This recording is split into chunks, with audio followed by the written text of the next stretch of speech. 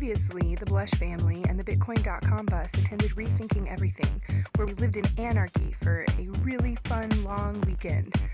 We got to teach people about Bitcoin, Dash, and decentralized lifestyles. We put our tiny home on display. It was a truly blessed experience. In this episode, we take our final trip back to Austin. We stop in New Orleans, camp on Crystal Beach, and then return home for the Brave New Books 10-year anniversary party. Our first stop on the way home was a Logan's, where we could spend some Bitcoin using a gift card and eat some dinner.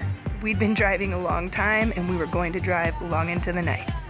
That night, we met a businessman who thought Bitcoin was dead until he saw our bus. We were also gifted some honey at a gas station from a fan of Bitcoin. We boondocked at a truck stop on the side of the road and ate at an IHOP that morning using an eGifter Bitcoin gift card. What's going on, John? We're at IHOP. Kids are going crazy. People are literally moving away, so we need to work on getting that under control. It's not cool. For another podcast. But we bought a $20 IHOP gift card. We had a $40 eGifter card, and that one went through. Hey, stop it. And we got a $20 one, and the transaction took place like 20 minutes ago, and it still has 0 confirmations. So maybe it's because the block size is too small and it's all jammed up and bottlenecked. I don't know what it is, but eGifter, small? I think, yeah, there's a big debate going on with Bitcoin that the block size is too small and it needs to be increased so more transactions can fit into one block. I had that confused and I had that backward. I thought the block size was too big and I wanted to make it smaller so it'd be easier to do. Would you say that? I said that during my breakout session at Rethinking Everything. Everybody looks at you like an expert, so they probably took it as true. So now I need to issue a correction. Not funny. Keep the technical stuff to me. No.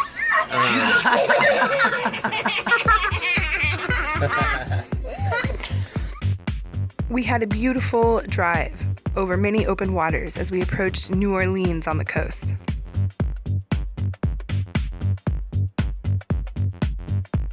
New Orleans looked better in terms of recovery from the flood since the last time I visited, but there was still a lot of construction and demolition taking place.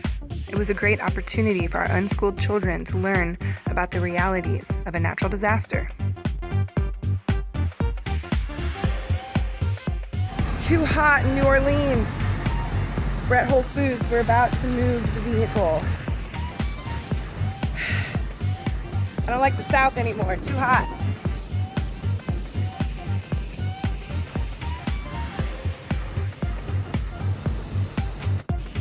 We bought a lot of cold drinks. One of the cool things about Dash, Digital Cash, is that it has built-in coin mixing. They call it private send, which makes your coins fungible. Fungibility is the obfuscation, the obscuring of the history of a coin. So with a lot of other cryptocurrencies, Bitcoin included, unless you mix your coins through a third-party mixing service, there's some decentralized peer-to-peer ones that are in the works or that have just been launched. It's possible for the history of a coin or a fraction of a coin or its transaction history to be known. So one problem with this arises when, say for example, the coins that Dread Pirate Roberts used for Silk Road, it's known that those coins were used for criminal activity. Well, down the road, a bunch of those coins were auctioned off by the U.S. Marshals.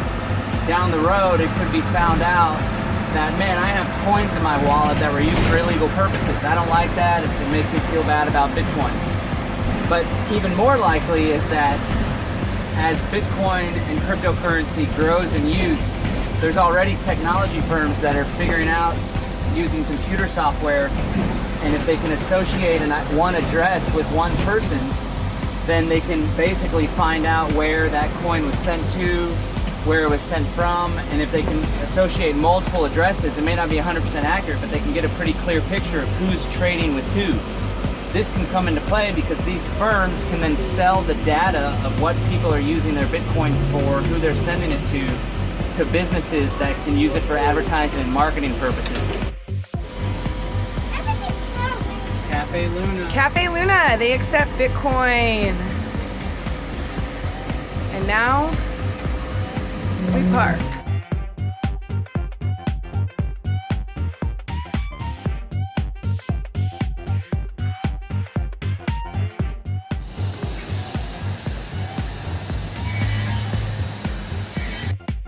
They have a Bitcoin ATM. Hi. Hi, so I'm Catherine. We're here with the Bitcoin.com bus. My husband's driving around. Cross-country Bitcoin only tour. We came here specifically because we found you on coinmap.org. Excellent. And we're curious how long you've been accepting Bitcoin and what it's like. I've been accepting Bitcoin for a couple years now. I don't remember the exact date because it was off to a very slow start.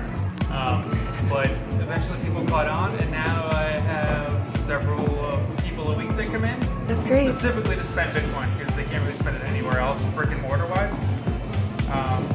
And then in April we got our Bitcoin ATM. Super exciting. So you're glad you're accepting it? Yeah, it's fun. Cool. Well, we're excited to be here. We're gonna order. Well, I like having it. Most people think Bitcoin is for, you know, black market kidneys and like other not so mainstream products. So being a brick and mortar that you can come in and buy coffee with Bitcoin is great. Helps Super bring it special. out of the shadows a little bit. You know, Well, thank you for doing that. We need more businesses to do so. I agree. And what's your website for people watching our YouTube channel? It's in really bad shape right now. Okay, but then it's- what's your address for people that are local? You can go to cafeluna504.com. Okay, cool. Thank you. There's our invoice.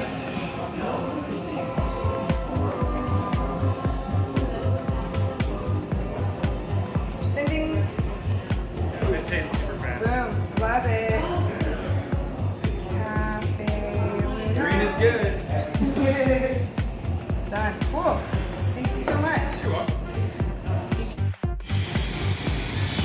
Yummy Bitcoin treats. Let's see, where's the bus? After New Orleans, we drove into the night so that we could wake up that morning on the beach of Crystal Beach in Texas. Spent our last morning playing on the sand with the Undocumented Human Tour and the Dashmobile before we took off to get on a ferry and head to the Brave New Books 10-year anniversary party in Austin, Texas.